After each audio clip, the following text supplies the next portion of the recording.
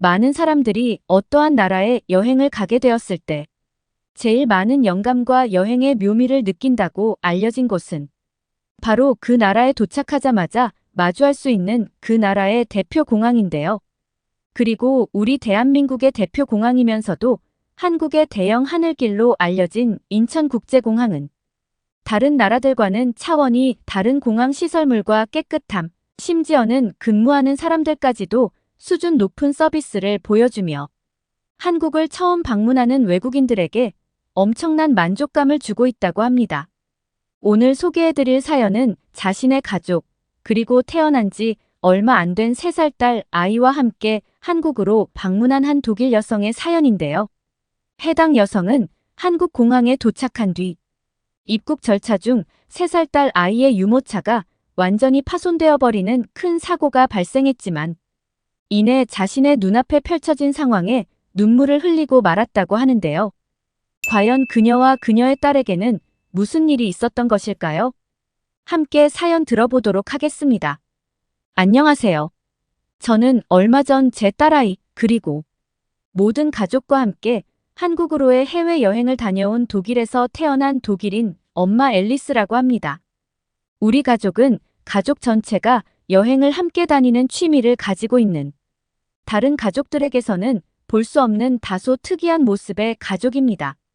어렸을 때부터 저희 어머니는 여행을 다니시는 것을 너무나 좋아한 나머지 5년이 넘는 기간을 항공, 여행사와 지상 여행사에서 근무하셨을 정도이고 심지어는 여행을 다니던 도중 전혀 처음 보는 지금의 저희 아버지와 함께 만나게 되는 운명까지 겪으실 정도로 수많은 여행길에 직접 참가하시곤 했습니다.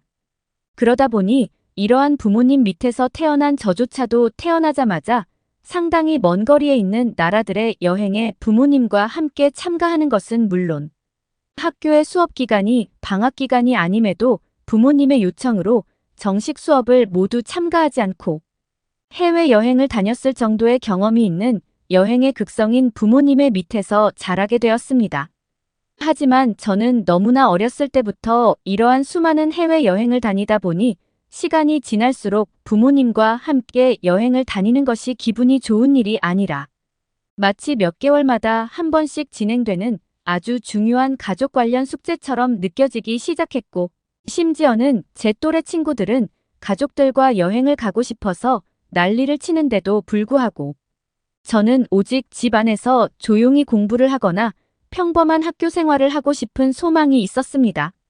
그도 그럴 것이 제가 어렸을 때부터 부모님과 함께 여행해 온 나라들은 제 기준에서는 상당히 좋지 않은 경험들이 많았고 몇몇 여행을 시도한 나라들에서는 이미 공항에서부터 서비스가 제대로 이루어지지 않거나 그 나라로 입국하는 과정에서 돈을 요구했던 나라들까지 있어 저에게 제가 살고 있던 나라인 독일을 제외한 다른 나라로의 여행은 점점 더 악몽같이 느껴질 정도였죠. 하지만 제가 얼마 전 처음 경험한 한국 공항에서의 추억은 제가 수년 동안 가지고 있던 이러한 좋지 못한 여행의 경험들을 싸그리 날려주는 것은 물론 저희 부모님께서 왜 여행이라는 것에 열광하고 또 전혀 알지 못했던 나라를 탐험하는 것을 왜 그렇게나 소중하게 생각하셨는지 뼈저리게 느끼는 계기가 되었습니다. 저는 현재 저에게 매우 소중한 태어난 지 얼마 되지 않았고 또 겨우 3살밖에 되지 않은 조그맣고 귀여운 딸 아이가 있습니다. 부모님과 여행을 다니는 것을 그렇게나 싫어했지만 저 또한 부모님과 함께 독일 근처의 다른 나라들을 여행하던 도중 그곳에서 눈이 번쩍이는 듯한 새로운 사랑을 만나게 되어 매우 빠르게 결혼한 아주 특이한 사례라고 할 수 있죠. 그렇게나 부모님의 강제 여행길 참여를 싫어했지만 저마저도 부모님처럼 다른 나라의 사람을 만나 결혼하게 된 것을 보면 아마도 저는 부모님의 딸이 확실하다고 생각이 들 정도네요. 저와 저의 남편은 각자가 살고 있던 나라의 위치 때문에 다소 먼 거리를 유지하는 연애 기간을 무려 2년이 넘는 기간 동안 가지게 되었고 매우 감사하게도 이 과정 중 저와 남편은 단 한 번도 싸우지 않고 서로 묵묵히 신뢰한 채 소중한 시간을 지켜내왔습니다. 그리고 이러한 시간을 버틴 뒤 남편이 다니고 있던 글로벌 회사가 아주 우연한 계기로 독일 지사로 옮겨진다는 얘기를 들었을 때는 세상이 모두 저의 것인 것 같은 행복감이 느껴질 정도로. 그렇게 저와 남편은 약 2년의 장거리의 연애 기간을 거쳐 독일에서 곧바로 결혼을 하게 되었죠.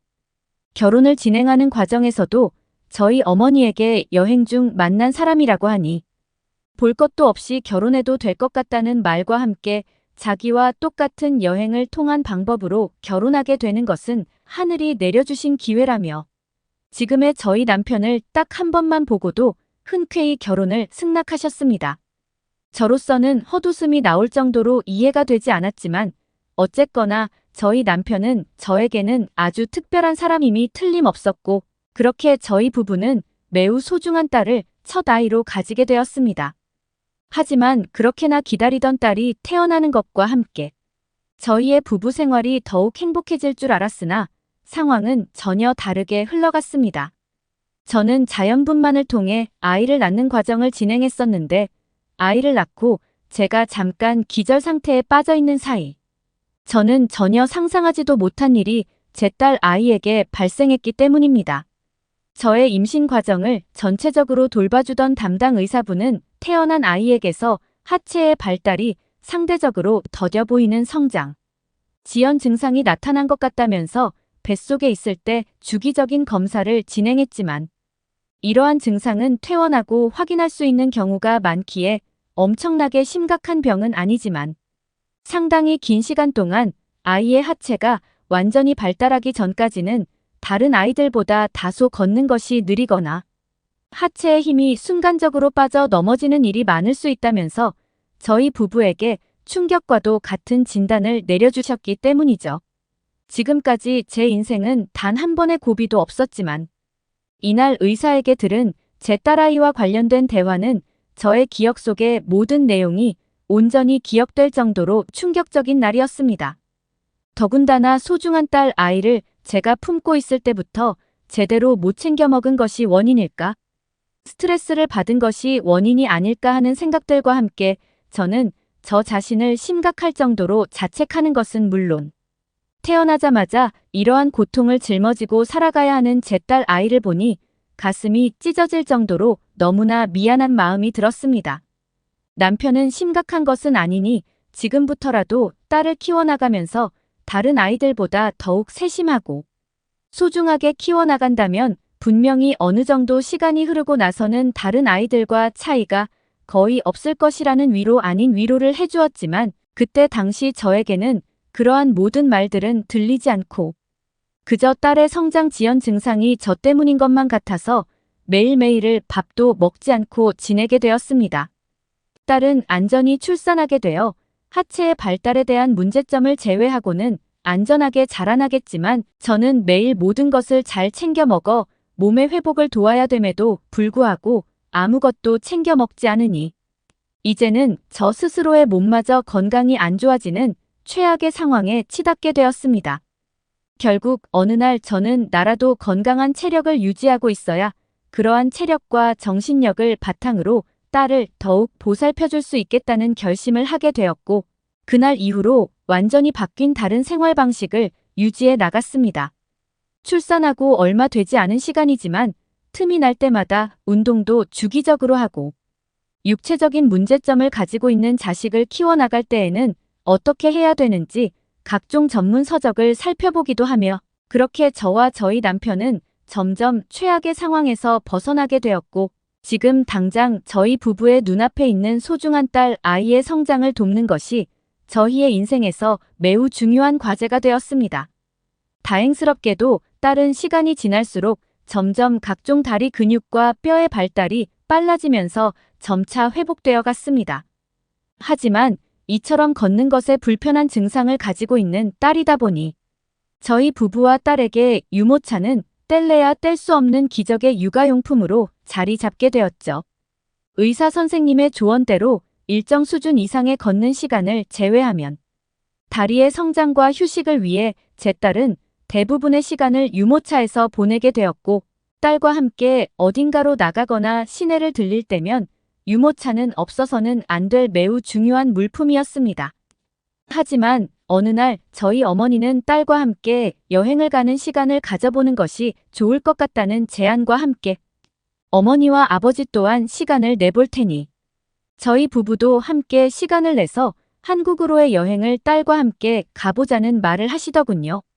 처음에는 걷는 것이 불편한 딸인데 가능할까 생각도 했지만 유모차만 가져간다면 별다른 일이 없을 것이라는 생각과 함께 딸의 다리 또한 무언가 통증이 느껴지는 것은 아니니 딸로서도 성인이 되어 기억이 안 날 수는 있지만 어릴 때 다른 나라의 문화나 보는 시각들을 키워놓으면 좋을 것 같다는 생각에 이르렀고 그렇게 저희 부부와 어머니 아버지 그리고 제 딸은 함께 한국으로의 여행을 떠나게 되는 대대적인 프로젝트를 준비하게 되었습니다.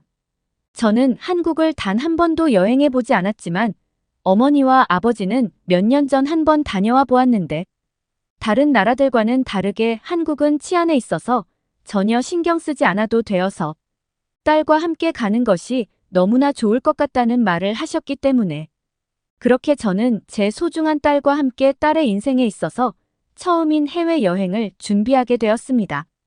하지만 유모차가 필수적으로 필요한 딸 아이의 특성상 독일에서 한국으로 떠나는 비행 절차 과정에서 무조건 공항의 유모차만을 사용해야 된다는 몇몇 비행사들이 있었기에 저희 부부는 이미 준비 과정에서부터 상당히 필요한 과정을 거치게 되었죠.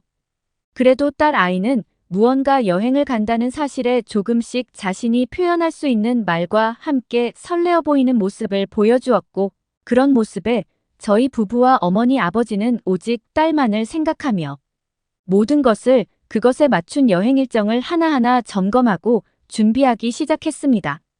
기나긴 비행 시간이었지만 제 딸 아이는 잘 버텨주었고 저뿐만 아니라 저와 딸을 도와줄 수 있는 부모님 그리고 남편까지 있었기 때문에 저희는 안전하게 한국의 대표 공항에 도착할 수 있게 되었습니다. 하지만 그 순간 매우 예상하지 못한 일이 저희 부부에게 발생하게 되었습니다.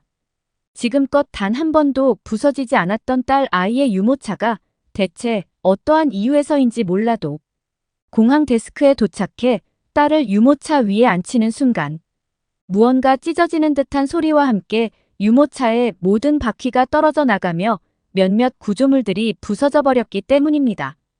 다행스럽게도 저희 남편이 딸 아이의 몸통을 잡고 완전히 유모차에 안착시키기 직전이었기 때문에 무너져 내린 유모차의 피해는 딸 아이의 다리에 전달되지 않았고 큰 사고는 막을 수 있었습니다만 무려 3일이 넘는 시간을 한국에서 돌아다녀야 되는데 제 딸 아이의 나이와 몸에 맞춘 유모차가 부서져 버렸다는 사실은 저에게 심각한 패닉을 유발하더군요. 유모차는 하단 부분이 완전히 부러져서 제 기능을 전혀 하지 못하는 것처럼 보였고 저의 부모님은 다급히 도움을 받을 수 있는 공항 직원을 부르러 간 상태였지만 어째서인지 부모님은 20분이 넘는 시간 동안 돌아오지 않았습니다. 남편이 딸을 어깨에 앉히고 있는 사이 저는 다급히 부러진 유모차를 치우기 시작했는데 그때 한 한국인이 저희 부부를 향해 유모차가 부러진 것이냐면서 다급히 달려오더군요. 처음 보는 그 한국인 부부는 저희 딸 아이와 비슷한 나에 대해 아이를 유모차에 앉힌 채 저희에게 달려왔고 저는 아무런 정신이 없는 사이 남편이 어느 정도의 상황을 설명해주며 혹시나 한국 여행은 처음인데 이러한 상황은 어떻게 해야 되는지 대화를 했습니다. 그런데 저희의 말을 들은 그 한국인 부부는 잠깐 고민하더니 자신들의 유모차를 내어주며 아이를 여기에 한번 앉혀보라는 충격적인 말을 해주더군요. 그 한국인 부부는 자신들 또한 해외를 여행 갔다가 이제 한국에 도착한 것인데 자신들의 집은 이 공항 근처이기 때문에 비싼 유모차는 아니지만 부러진 것보다는 쓰기 편할 것이라면서 자신들의 유모차를 내어주었고 자신들의 딸은 집이 가까우니 충분히 데려갈 수 있다는 말과 함께 말도 안 되는 도움의 제안을 주었습니다. 저는 매우 당황했지만 일단은 딸 아이를 그 부부가 건네준 유모차에 앉히게 되었고 어떻게 살해를 해야 될지 몰라 그저 한국으로의 여행길에 오르기 전 매우 감사하다는 말만을 할 수밖에 없었습니다. 그런데 그 한국인 부부는 공항에도 유모차를 대여해주는 서비스가 있지만 곧바로 여행을 다니기 위해서는 자신들의 유모차를 쓰는 것이 편할 것이라는 말을 하면서 그렇게 좋은 것은 아니니 전혀 부담을 가지지 말고 일단은 유모차에 딸을 앉히고 근처 카페에서 당황한 마음을 돌리라는 매우 친절한 도움마저 주더군요. 상황을 지켜보던 남편 또한 선뜻 자신들의 유모차를 건네줌. 그 한국인 부부에게 나중에 꼭 빚을 갚겠다면서 휴대폰 번호를 가르쳐 달라고 했고 나중에 시간이 괜찮다면 독일로 떠나기 전 꼭 식사를 대접하고 싶다는 말을 했습니다. 저희를 도와주던 그 한국인 부부 또한 흔쾌히 저희의 호의에 승낙했고 제가 더욱 놀랐던 것은 그 부부의 딸 아이마저 제 딸을 너무나 신기해하는 모습을 보이며 당황해하고 있는 제 딸 아이의 머리를 쓰다듬어 주려는 모습을 보이며 마음의 안정을 찾아주려고 행동했기 때문입니다. 지금까지 많은 나라를 여행했지만 이러한 도움은 정말 처음이기에 저희의 대처도 많이 미숙했을 텐데 그 한국인 부부는 능숙한 영어로 대화까지. 사고는 저희에게 유모차를 주는 것에 전혀 부담을 가지지 말라는 말을 하며 그 자리를 빠르게 떠나더군요. 순간적인 그들의 도움에 마음이 따뜻해진 저는 여행이 종료되기 전 도움을 준 한국인 부부에게 음식을 대접해야겠다는 생각을 했고 결국 마지막 여행 일정 저희는 다시 만나게 되어 그날의 도움에 대한 얘기를 하며 둘도 없는 친구가 되었습니다.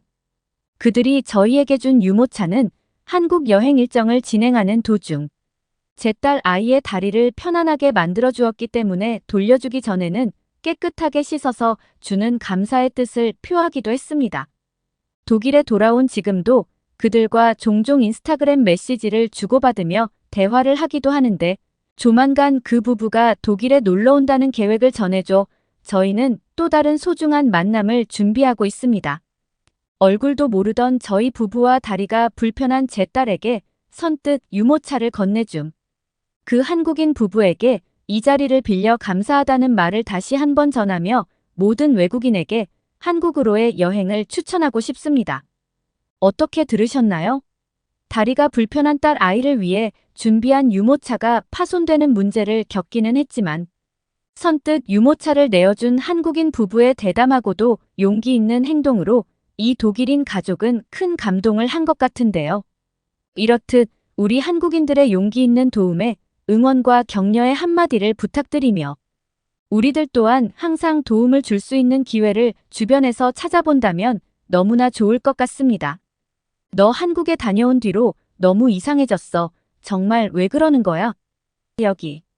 아일랜드에 가정집 한 여학생을 두고 친구들이 이해할 수 없다는 표정으로 답답해하고 있습니다. 한국에 다녀온 뒤로 친구가 좀 이상해졌다고 하는데요. 대체 무슨 일일까요? 오늘의 사연 시작합니다. 안녕하세요. 저는 아일랜드에 살고 있는 대학생 세레나라고 합니다. 오늘 제가 메일을 보낸 건 제 친구리와 관련된 이야기를 하기 위해서인데요. 저 하리에 그리고 엘리까지 이렇게 셋은 정말 친한 친구예요. 저희는 한 동네에서 같이 자라난 소꿉 친구인데요. 대학도 나란히 진학했답니다. 학과는 다르지만 같은 대학에 다니다 보니 일상생활을 거의 대부분 함께 하죠. 늘 모든 걸 함께 하던 저희의 일상에 한 가지 변화가 생겼어요. 리에가 교환 학생으로 6개월 동안 한국에 가게 된 거예요. 리에는 건축학과인데요. 평상시에 한국의 주거 문화에 대해서 굉장히 관심이 많았거든요. 꼭 한번 한국에 가보고 싶다며 그렇게 노래를 부르더니 소원 성취를 하게 된 셈이죠. 그래서 저희가 엄청나게 축하를 해줬습니다. 한국으로 떠나기 전날 파티도 해줬죠. 6개월 동안 리에가 한국에서 지내는 동안은 연락을 잘 못했어요. 사이가 멀어졌냐고요. 그게 아니라 시차 때문에 연락이 쉽지 않더라고요.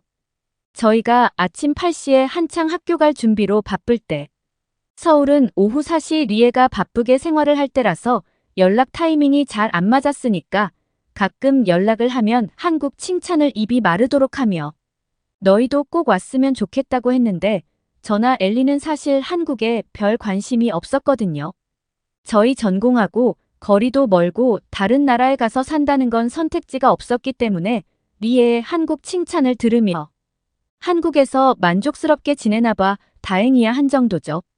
문제는 리에가 6개월간의 교환 학생 생활을 끝내고 아일랜드로 돌아와서 시작이 되었습니다. 리에가 원래 정말 활달하고 재미있는 친구거든요. 친구들을 이끌고 다니는 성격이라 집에 잘 안 있고 늘 어딘가 돌아다니고 여행도 좋아해요. 아마 그런 성격이라 한국에서도 잘 적응해서 지냈겠지 싶었고요. 그런데 애가 아일랜드로 돌아와서는 연락도 잘 안 받고 만나자고 해도 나오질 않는 거예요. 처음엔 피곤하니까 그랬겠지 했는데 하루 이틀이 지나도 이러니까 너무 이상했죠. 원래 리에가 돌아오면 같이 여행을 가려고 했거든요. 이건 리에가 한국 가기 전에 저희와 약속을 했던 거예요. 한국에서 돌아오면 대학교 방학 기간이니 우리 가까운데 기차 여행을 가자고 약속했었는데 그 여행도 가기 싫다고 하더라고요. 무슨 제안을 해도 거절하는 것도 모자라 원래 약속도 취소하다니 이건 좀 아니잖아요. 한 달 가까이 이런 식이었는데 짜증이 나다가 나중엔 걱정이 되기 시작하더라고요. 별별 생각을 다 해봤는데 얘가 혹시 이상한 종교에 빠진 건 아닌가 싶기도 했고요. 전화나 문자로는 한계가 있으니 직접 만나야겠다는 생각이 들어 저랑 엘리가리의 집을 찾아갔습니다. 그런데 저희는 너무 충격을 받았어요. 우리의 어머님 말씀으로는 집에서도 많이 무기력해 한다고 하시더라고요.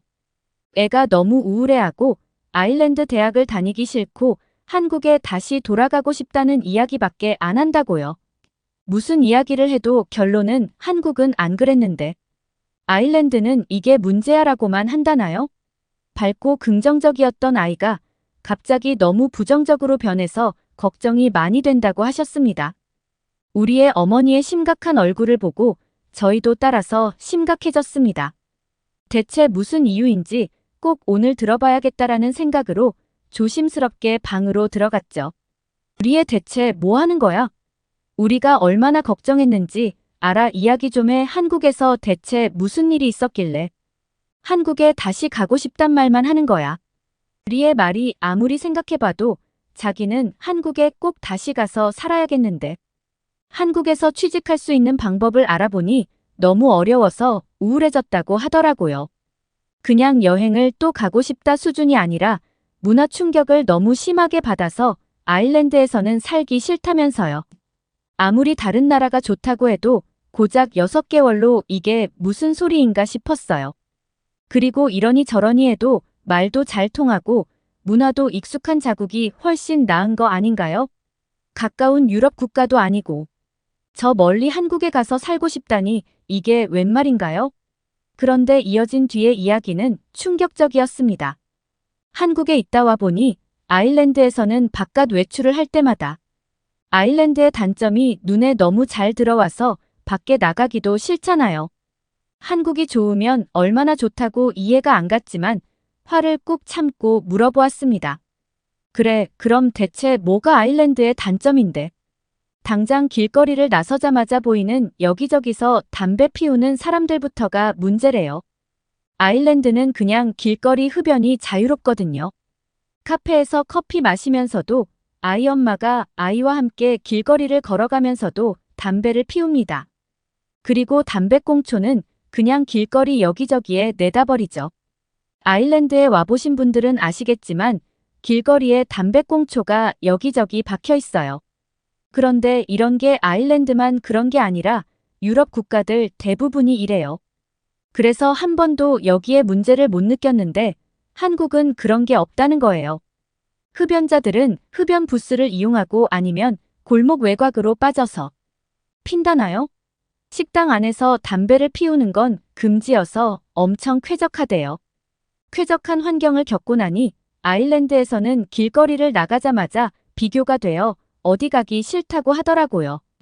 그리고 한국은 정말 안전하고 편안한 나라라고 했습니다. 카페에서 혼자 공부하다가 노트북을 두고 화장실을 다녀와도 되고 학교 도서관에서도 공부할 때 가방이나 이어폰 등을 올려놓고 잠깐 밖에 나가 바깥 공기를 쐬는 게 자연스럽다고 하더라고요. 지하철역에서도 소매치기나 도둑 걱정이 없어서 밖에 물건을 내놓고 팔고요. 생소한 이야기에 저와 엘리는 믿을 수 없다는 반응을 보였죠. 세상에 그런 나라가 어디 있나요? 지하철역이나 기차역에 소매치기가 없다는 건 유럽 국가들. 여행만 다녀본 제게는 정말 이해가 안 가는 상황이거든요.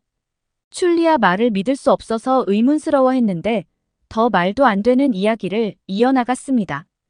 한국 집은 바닥이 진짜 깨끗하고 따뜻해서 맨발로 다녀도 되는데 우리는 이렇게 차가운 바닥에서 냉기를 다 느끼고 있지 않냐고. 아일랜드도 아파트가 많지만 한국의 아파트는 완전 최신식이고 따뜻하며 엘리베이터도 빠르고 깨끗하고 안전해서 몇십 층을 엘리베이터로 왔다 갔다 해도 목숨의 위협은 느낄 일이 없다면서요. 여기까지 들으신 한국분들은 이해가 안 가시겠죠?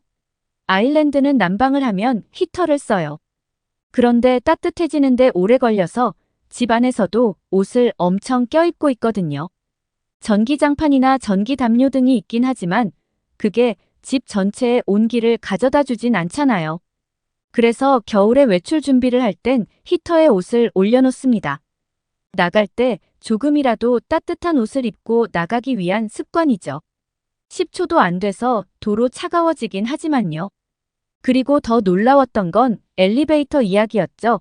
혹시 아일랜드 여행을 오셔서 엘리베이터를 써보신 분 계실까요? 아일랜드 사람들은 엘리베이터를 잘 이용하지 않거든요. 느린 건 기본이고 한 3명이 타면 무게에 추가로 올라가지도 않고 무엇보다 고장이 자주 납니다. 한 번 고장 나면 그 안에 꼼짝없이 갇혀서 20분은 있어야 하는데 굳이 목숨 걸고 탈 이유는 없죠. 안에서 휴대폰도 잘 안 터지는데 갇히면 얼마나 무섭겠어요? 게다가 오줌 냄새도 난다고요. 그러니까 웬만하면 계단을 이용합니다. 그런데 한국 가정집 엘리베이터가 리의 말대로라면 한국은 완전 최첨단 나라 아니겠어요? 이것 말고도 한국에 대해서 여러 가지를 들었는데 들어보니 확실히 아일랜드와 비교가 되긴 되겠더라고요. 리의 말로는 아일랜드에 다시 돌아온 뒤로는 밖에 나가면 한국과 사소한 것 하나까지 비교가 되어서 우울해진다고 했습니다. 저희와 여행을 가기 싫었던 것도 같은 맥락이었어요. 아일랜드 기차는 툭하면 연착이 되고 여름에는 완전 찜통이고 불친절한데 한국과 너무 비교가 된다면서 자기도 모르게 불평불만을 터뜨릴 테니 저희를 배려해서 여행을 거절했던 거라고요. 저와 엘리는 깊은 고민에 빠졌습니다. 정말 니의 말이 사실이라면 하나하나 비교가 되며 내 조국이 이것밖에 안 됐었나 하는 생각에 우울해질 만도 하겠다는 생각이 들었어요. 우선 리에가 느끼는 우울감을 해소해주고 싶었습니다. 한국에 여행을 가기로 했죠. 대학교 졸업 기념으로 함께 여행을 가기로 하고 모으던 돈이 있는데 조금 일찍 쓰기로 했는데요. 리에는 자신만만한 표정으로 너네도 한국에 가면 돌아오고 싶지 않을 거야 라고 하더라고요. 한국 생활 6개월에 완전 한국인이 다 됐네 싶어 좀 어이가 없었지만 하도 저렇게 자신만만하게 이야기하니 저와 엘리도 한국은 대체 어떤 나라일지 호기심이 커졌습니다. 그렇게 도착한 한국은 완전 별세계였습니다. 반짝반짝한 최첨단 나라라는 게 한국에 대한 제 첫인상이었어요. 인천공항이 얼마나 크고 쾌적한지는 리에에게 귀에 피가 나도록 들어서 알고 있었는데도 저절로 입을 떡 벌리게 되더라고요.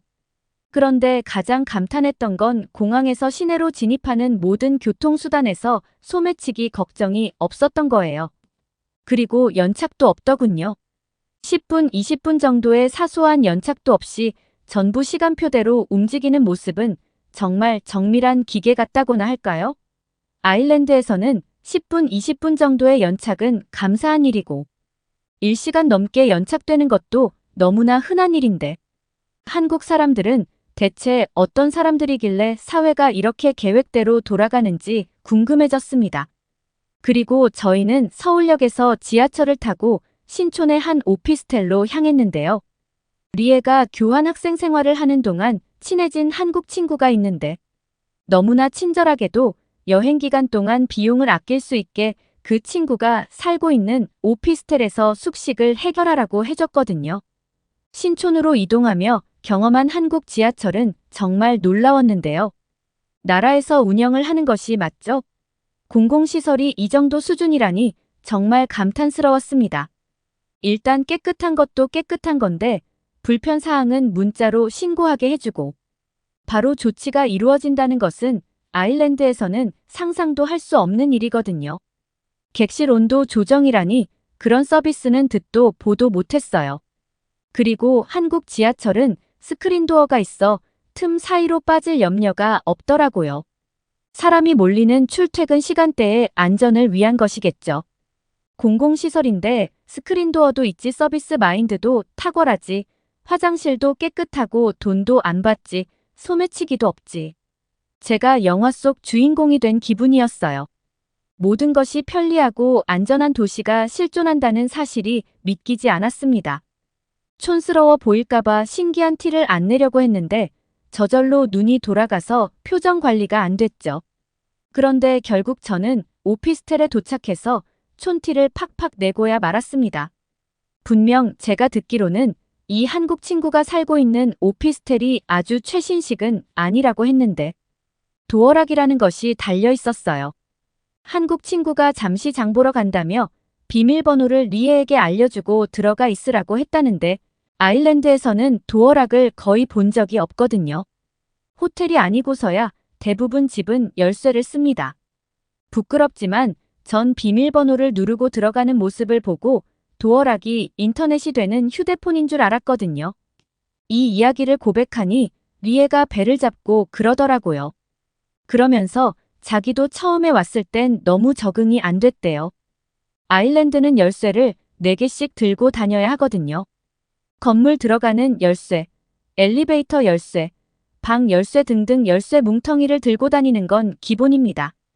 열쇠를 잃어버리면 집에 못 들어가는 건 당연하고요. 그리고 리의 말대로 바닥이 정말 따뜻하고 깨끗했어요. 일반적인 가정집은 아니고 사무실로도 쓸 수 있고 거주지로도 쓸 수 있는 곳이라고 들었는데 그럼 한국에서 부자들은 혹시 문이나 천장도 따뜻한 집에 사는 걸까요? 아일랜드요. 아일랜드는 바닥이 차가워서 맨발로 서 있을 수가 없어 실내화가 필수예요. 그리고 그 실내화를 신고 아파트 복도도 다니고 우편물도 찾으러 나가니 바닥이 더러워지죠. 생각해보니 아일랜드의 집은 참 더럽겠구나 싶었습니다. 리에가 사사건건 한국과 비교를 했던 이유가 있었어요. 그리고 음식도 정말 맛있던데요. 뭐 하나 빠질 것 없이 완벽한 나라가 한국이었습니다. 첫날 저녁 메뉴는 삼겹살이었어요. 한국에 왔으면 꼭 삼겹살과 소주를 먹어야 한다는 리에의 강력한 추천으로 먹었는데요. 저 사실 고기를 별로 안 좋아하거든요. 누린내 때문인가 고기 요리는 영재 취향이 아니지만 여행을 온 김에 먹어봤는데요. 아주 끝내줬어요. 채식은 한국에서는 불가능하겠다는 생각이 들었습니다. 우리 애가 한국에서는 잘 안 먹던 식재료도 다 먹게 된다고 했는데 이유를 알겠더라고요. 하지만 무엇보다 좋은 건 안전함이었어요. 말도 안 통하는 외국에 와 있는데 느껴지는 이런 편안함이 생소하면서도 좋더라고요.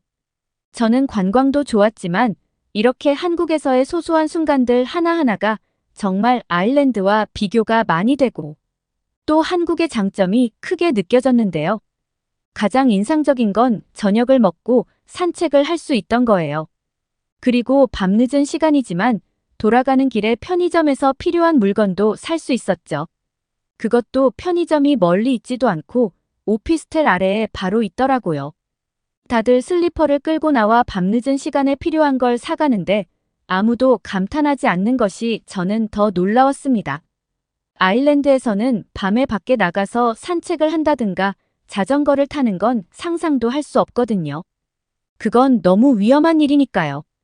편의점이 이렇게 가깝게 있지도 않아요. 필요한 건 미리미리 사둬야 하죠. 이런 놀라운 일상을 아무렇지 않게 즐기다니 한국 사람들이 참 부러웠어요. 그리고 저희가 한강공원도 갔었는데요. 밤늦게까지 야간 조깅을 하거나 자전거를 타고 다니는 사람들도 많더라고요. 그리고 돌아오는 길도 노래방이며 편의점이며 식당이 반짝반짝해서 즐길 것도 많고요. 한국 여행을 오기 전 찾아봤던 자료에서 잠들지 않는 나라가 한국이라고 하던데 무슨 소리인가 했거든요. 와보니까 바로 이해가 갔습니다. 제가 한강공원 사진을 찍어서 가족들에게 보내니 이 시간에 바깥이냐며 기절하시려고 하더라고요. 너무 걱정하셔서 여기가 얼마나 밝고 사람들이 많은지 동영상을 전송해 드렸는데 드라마나 영화 촬영 중 아니냐며 믿질 못하시더라고요. 제가 이제 지하철 타고 돌아갈 거야 하니까 말문이 막혀버리셨고요. 아마 한국에 와본 적 없는 유럽인들이라면 다들 기절할 만한 일이죠. 아일랜드에서 만약 어쩔 수 없이 직장에서 야근을 한다면 어떻게 하냐고요. 대중교통으로 밤 12시가 넘어 다닌다는 건 범죄를 당하겠다고 선언을 한 거나 마찬가지이니 가족 중 한 명이 차량으로 데리러 와줘야죠. 한국에서의 경험을 통해 저는 리에가 아일랜드로 돌아와 우울해진 걸 이해할 수 있었습니다. 아일랜드에서만 지낼 땐 다들 그러고 사니까 그러려니 했지만 너무나 완벽한 사회에 있다가 돌아가니 비교가 될 수밖에 없었을 거예요.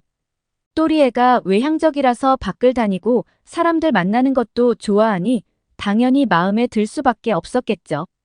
관광을 하면 명소를 보고 맛집을 가는 것도 좋았지만 사실 이렇게 사소하다면 사소한 순간들이 모여 한국에 대한 좋은 인상을 만들어줬습니다. 사실 좋은 인상을 넘어섰죠. 한국인들에 대한 부러움이 마음속 깊이 차올랐어요. 정말 사소하게는 길거리에 주차가 된 차나 따릉이라는 자전거를 보고도 부러웠는걸요. 이유요 아일랜드에서는 차 부품을 훔쳐가는 일이 잦거든요. 저렇게 길거리에 주차해 놓으면 누군가가 바퀴를 떼어가서 팔아버리죠. 자전거요.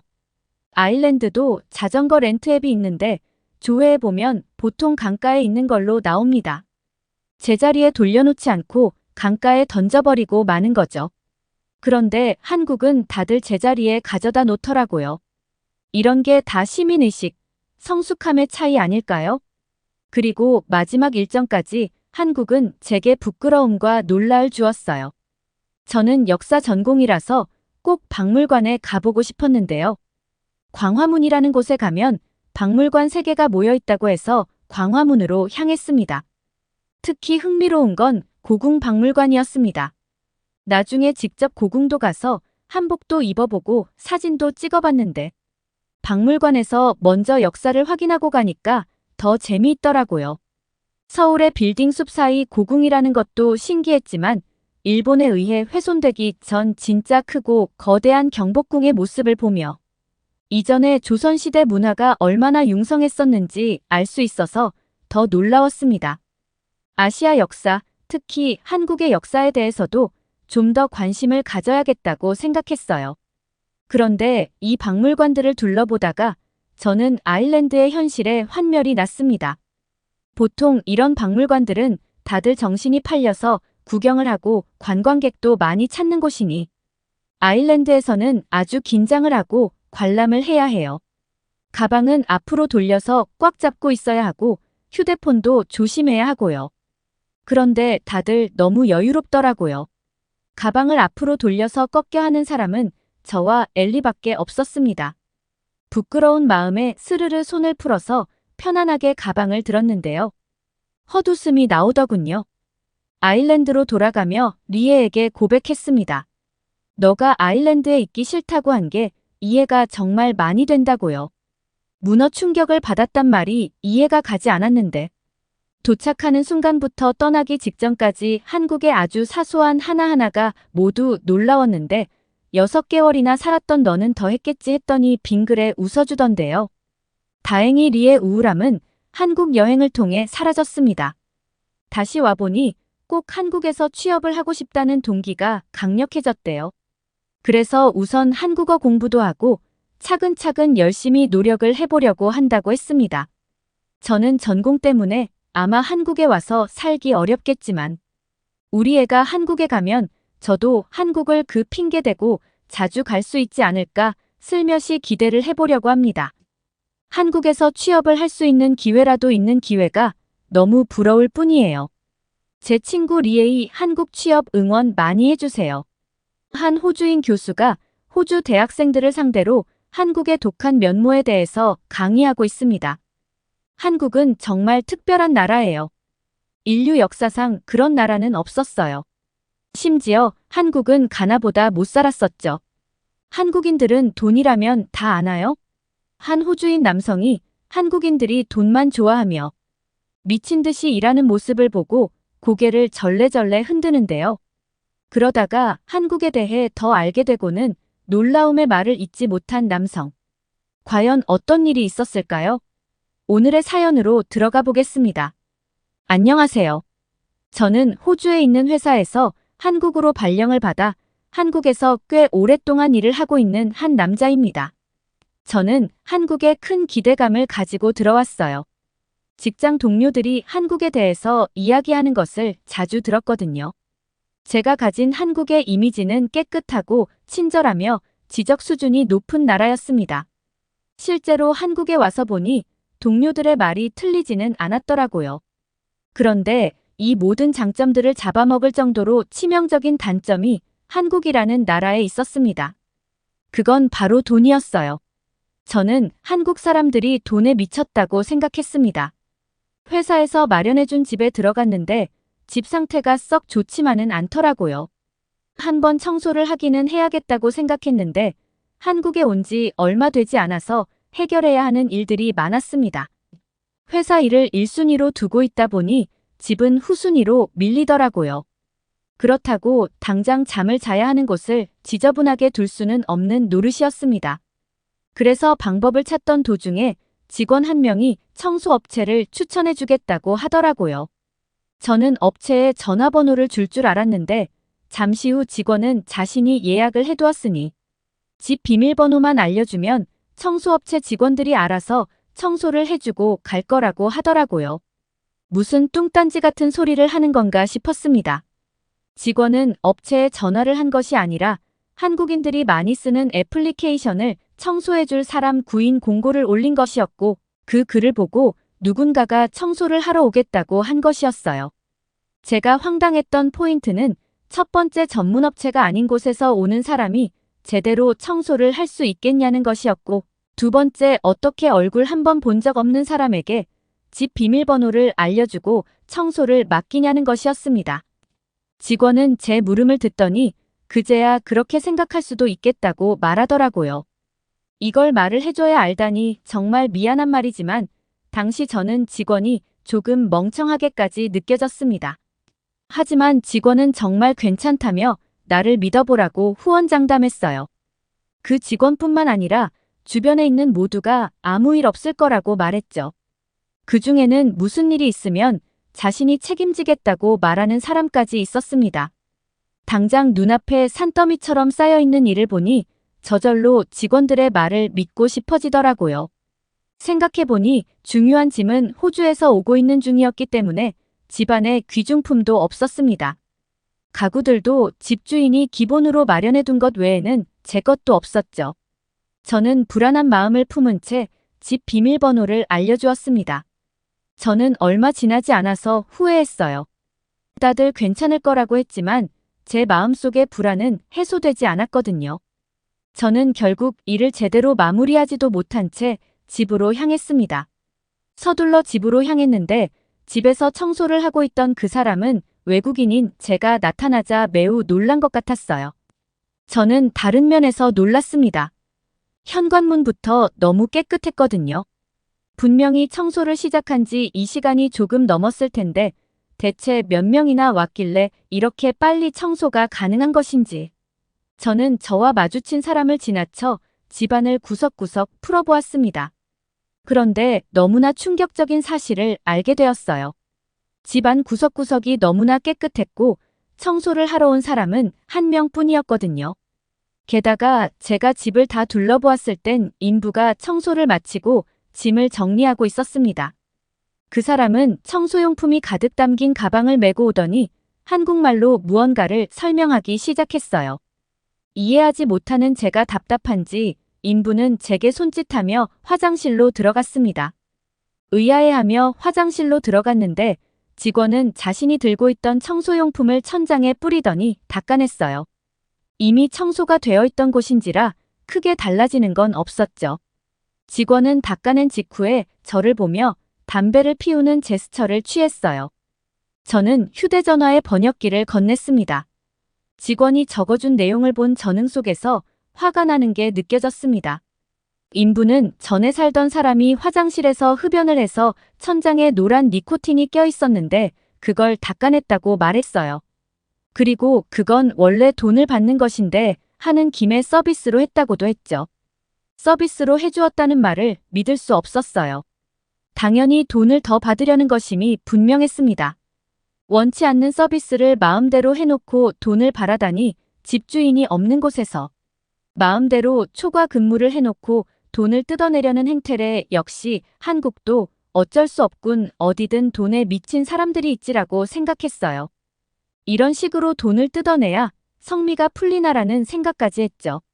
저는 한숨을 푹 쉬면서 얼마를 주면 되는지 물었습니다. 제가 지갑을 꺼내는 것 같자 인부는 손사래를 쳤어요. 괜찮다면서요? 저는 그 모습도 가식적이라고 생각했습니다. 그래서 얼른 돈을 주고 끝내려고 했어요. 그런데 인부는 끝까지 거절했습니다. 그러려고 한 게 아니라면서요. 진짜로 서비스로 한 거라고 했죠. 인부는 도망치듯 자리를 떠나려고 했어요. 부담스러워하는 것 같더라고요. 저는 당연히 팁을 주려고 했습니다. 그런데 그마저도 필요 없다면서 가버렸어요. 도망치듯 떠나는 뒷모습만 바라보고 있는데 그제야 제가 청소비를 제대로 주지 않았다는 것을 깨달았습니다. 직원에게 연락을 했는데 직원은 한국에 온 기념으로 자신이 청소비를 대신 내주었다고 하더라고요. 저는 깜짝 놀라서 직원에게 물었습니다. 아니, 청소비가 적은 돈도 아닐 텐데 그걸 내주면 어떡합니까? 직원은 별거 아니라는 듯이 대답했어요. 저는 어이가 없었습니다. 직원의 월급이 어느 정도인지는 제가 제일 잘 아니까요. 넉넉한 금액이기는 하지만 그렇다고 비싼 청소비를 전부 내줄 정도는 아니었습니다. 저는 직원이 저를 위해 무리한다고 생각했어요. 그래서 직원에게 따지듯 물었습니다. 정말 괜찮으니 내가 얼마를 주면 되는지 얘기해줘요. 이 돈을 부담하게 할 수는 없습니다라고요. 그러자 직원은 정말 괜찮은데 라고 말하면서 제게 25만 원을 말했습니다. 저는 직원에게 몇 번이고 되물었습니다. 뭐라고요? 직원은 어김없이 25만 원이라고 말했습니다. 저는 최소 100만 원을 생각했습니다. 집이 작은 것도 아니었으니까요. 게다가 직원은 하지 않아도 되는 니코틴 청소까지 해주었습니다. 저는 또다시 화가 났어요. 25만 원만으로 직원을 부리는 회사에게 돈 때문에 사람을 갈아넣다니. 게다가 그 인부는 나이도 많아 보였습니다. 싼 가격으로 손님들을 모아 돈을 벌려는 회사의 운영 방법에 질색하며 직원에게 물었어요. 25만 원을 받으면 그 사람은 얼마나 가져갑니까? 회사가 대부분을 가져가는 게 아니에요. 그러자 직원은 이건 개인이 하는 것이라 괜찮다고 알려주었습니다. 대체 한국은 어떤 나라란 말인가? 한국에 대한 의문만 늘어나면서 며칠을 보냈습니다. 그리고 한국인이 돈에 미쳐 있다는 사실을 알게 되는 일을 또 한 번 겪게 되었어요. 이유는 일을 하는 직원들의 모습 때문이었습니다. 직원들은 정말 111밖에 몰랐어요. 야근도 아무렇지 않게 생각하고 성과에 집착했죠. 승진에 목매다는 한국 직원들을 보면 숨이 막히는 것 같았습니다. 게다가 가정이 있는 사람들도 이렇게 행동했어요. 대체 언제 집에 들어가서 언제 가정을 지키는 건지. 일 때문에 가족도 뒤로하는 모습을 보면서 한국인의 경쟁 심리를 느꼈습니다. 일 얘기만 하는 회사 분위기에 질려서 직원에게 물어본 적이 있어요. 왜 이렇게 한국인들은 열심히 일만 하냐고요. 저는 그래도 나은 대답이 나오길 기대했습니다. 그런데 직원의 입에서 나온 대답은 매우 실망스러웠어요. 돈 때문이죠. 돈 때문이라고. 돈 때문에 가정도 뒤로하고 저렇게 치열하게 사는 건가? 직원은 아랑곳 않고 말을 이어갔습니다. 승진을 해야 월급이 오르고 승진을 하려면 경쟁을 해야 하니까 남들보다 열심히 일할 수밖에 없죠. 저는 직원과의 대화를 마치려고 했어요. 하지만 직원은 여기서 끝내지 않았습니다. 한국이 성공한 이유가 그거라고 생각해요. 모든 사람들이 치열하게 산 덕분에 이런 사회가 만들어진 거죠. 기가 차더라고요. 일상을 포기하고 모두가 돈 버는데 집중한 덕에 한국이 성공했다고 말하다니. 이걸 당연하게 생각하는 한국이 미쳤다고 생각했습니다. 그런데 이 생각은 이어진 직원의 말에 의해 한순간에 뒤집어졌습니다. 제가 말했어요. 그건 미친 거예요. 돈만 많으면 뭐합니까? 일상이 행복하지 않다면 그건 아무짝에 소용이 없어요. 직원은 의외로 이 말에 수긍했습니다. 맞는 말입니다. 조금 놀랐어요. 돈에 미친 한국 사람들의 모습에 자부심을 느낄 거라고 생각했거든요. 하지만 이건 제 잘못된 생각이었습니다. 직원이 말을 이었어요. 돈이 중요하지 않은 나라는 없죠. 그런데 한국인들은 특히나 돈을 중요하게 생각해요. 그 이유는 우리 할아버지와 아버지 세대가 겪었던 역사 때문입니다. 전혀 예상하지 못한 흐름의 대화가 시작되었어요. 아실지 모르겠지만 한국은 오랫동안 일본의 지배를 받았어요. 2차 세계대전이 끝나면서 해방되기는 했지만 얼마 지나지 않아서 한국전쟁이 벌어졌죠. 그때 한국은 너무나 배고팠어요. 배가 고파서 명을 다하는 사람들이 넘쳐났죠. 이게 80년도 지나지 않았습니다. 한국은 가장이 짊어지는 무게가 특히 무거워요. 먹고 사는 문제는 목숨과 연결되어 있기 때문에 그렇겠죠. 한국의 사람들이 돈하는 건 단순히 돈을 많이 벌어서 떵떵거리며 살기 때문이 아니에요. 자기 가족을 책임지고 가정을 안락하게 하기 위해서죠. 한국에 그런 역사가 있었다니, 그런 배고픈 시절을 겪은 지 80년도 채 지나지 않았다니. 집에도 제대로 가지 못하며 일하는 직원들의 모습이 새롭게 보이기 시작했습니다. 그러면서 한 가지 궁금한 것이 생겼어요. 한국의 가장은 어떤 존재입니까? 한국의 아버지들은 딱딱하고 무서운 이미지가 강하죠. 이건 전부 책임감 때문입니다. 가족을 사랑하지 않는 게 아니라 자신이 약해지면 가정이 흔들리는 게 걱정되어서 무뚝뚝하고 누구에게도 지지 않을 마음가짐을 갖느라 그렇게 된 거예요. 저는 그날 집으로 돌아가서 한국의 역사를 제대로 알아보았습니다. 세계의 경제대국으로 불리는 한국이 6.25 전쟁 당시엔 아프리카 가나보다 못 사는 나라였더라고요. 너무나 놀랐습니다. 이날 이후 한국을 바라보는 제 시선이 달라졌어요. 높은 빌딩, 잘 가꿔진 공원, 바쁘게 일하는 사람들, 오랫동안 꺼지지 않는 사무실의 불빛. 이것은 전부 한국의 기성세대들이 읽어놓은 것이었습니다. 그들의 손에는 행복하고 안락한 삶 이전에 생존의 문제가 걸려 있었으니까요. 그 책임감에 박수를 보내고 싶어졌습니다. 그래서 이제는 회사 직원들을 보면서 돈에 미쳤다고 생각하지 않아요. 그들이 가정일과 회사의 일을 잘 병행할 수 있도록 상사로서 좋은 환경을 만들어지게 노력할 뿐이죠. 제가 겪어보지 못한 과거를 이겨낸 모든 한국 기성세대분들을 모두 존경합니다. 그리고 역사를 이겨낸 한국에게 박수를 쳐드리고 싶어요. 한국의 역사와 현대사회에 대한 새로운 시각을 얻은 호주인이 한국 기성세대와 그들의 희생과 헌신에 대해 알게 되었다니 뿌듯하네요. 그의 경험은 다른 문화를 이해하고 존중하는 중요성을 상기시키며 돈뿐 아니라 가족과 행복을 추구하는 사회의 가치에 대한 깊은 이해를 제공하고 있습니다. 끝까지 시청해주셔서 감사합니다. 더욱더 좋은 영상으로 찾아뵙겠습니다.